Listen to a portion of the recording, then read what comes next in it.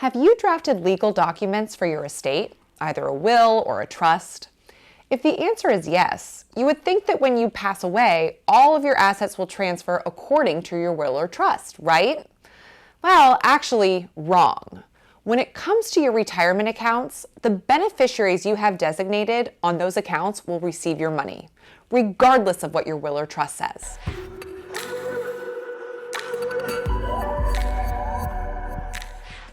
For those of you who don't know me yet, I'm Julia Lemke, Certified Financial Planner and Managing Director of URS Advisory.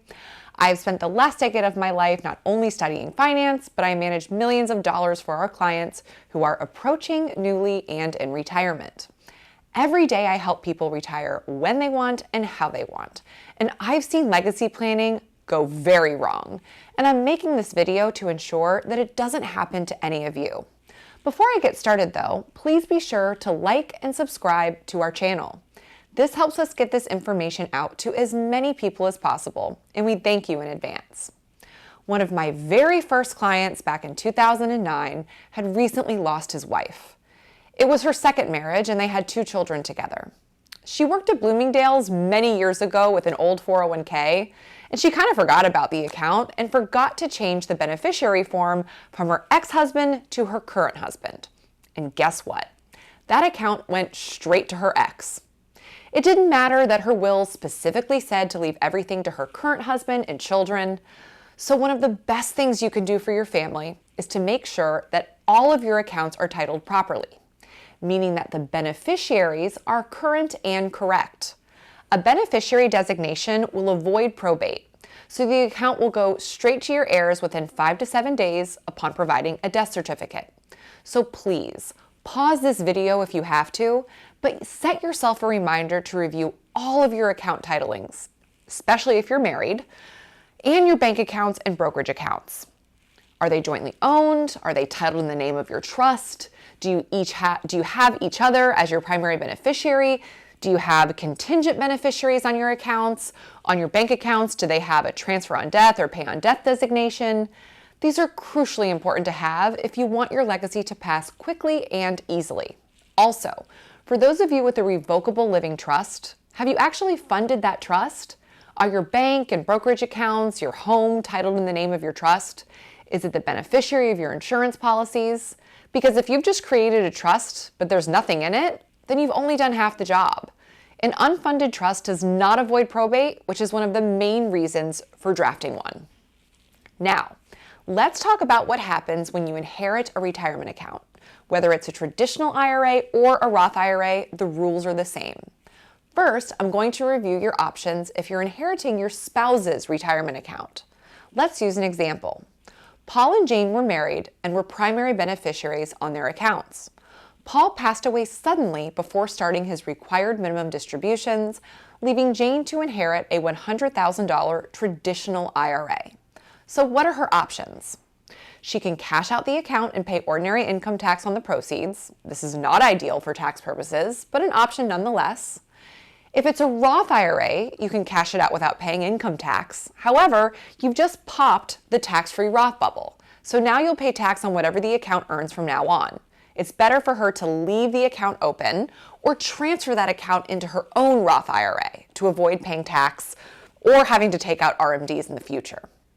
She can also transfer the funds to a beneficiary IRA and either drain the account over a 10-year period or take required minimum distributions based on either the deceased spouse age or their own life expectancy. She can also transfer the funds to her own IRA and take required minimum distributions based on her age and life expectancy. Again, if it's a Roth, the required minimum distributions from a beneficiary Roth IRA will be tax-free. But if she rolls it into her own Roth IRA, she will not have to take RMDs, as RMDs are not due on our own Roth accounts. Being able to transfer the funds into her own IRA is a special rule and one that is only available for spouses. So why would you choose a beneficiary IRA over simply transferring the funds into your own IRA? Well, there's a couple.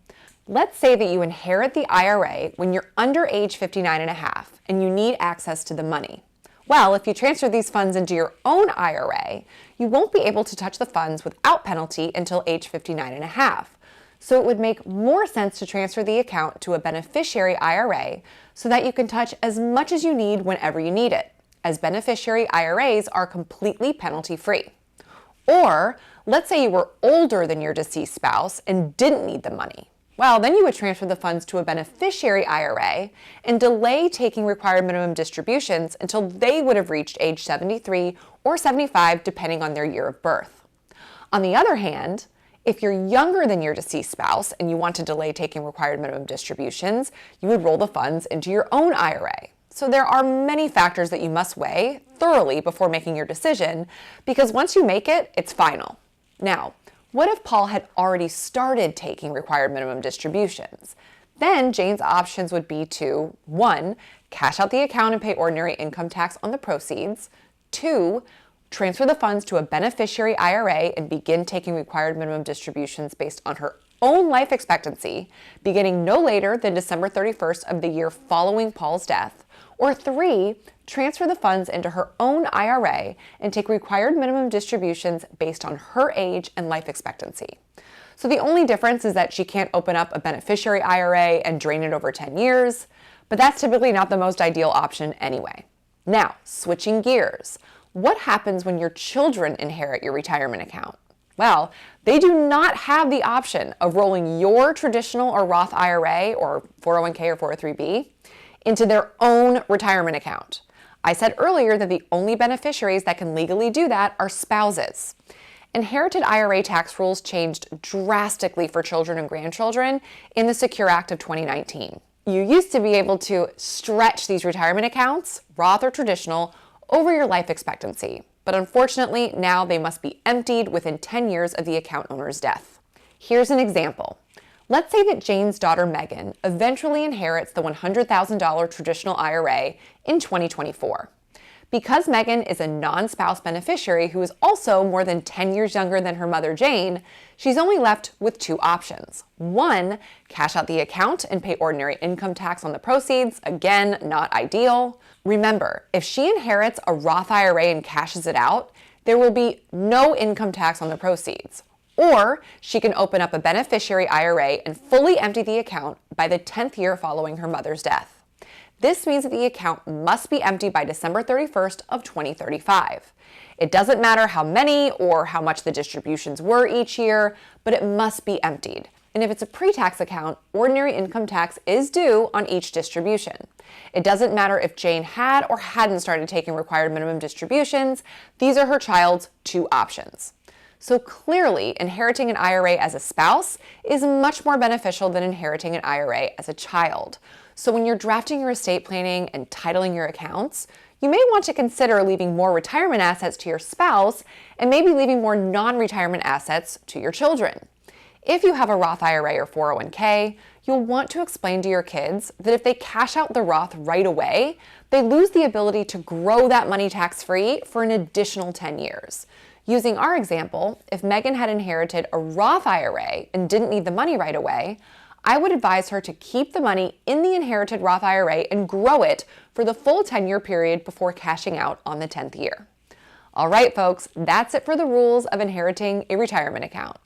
If you found this video helpful, please be sure to like and share it. And if you have any questions or maybe even some personal experience with this, please leave that below, and I'll see you next time.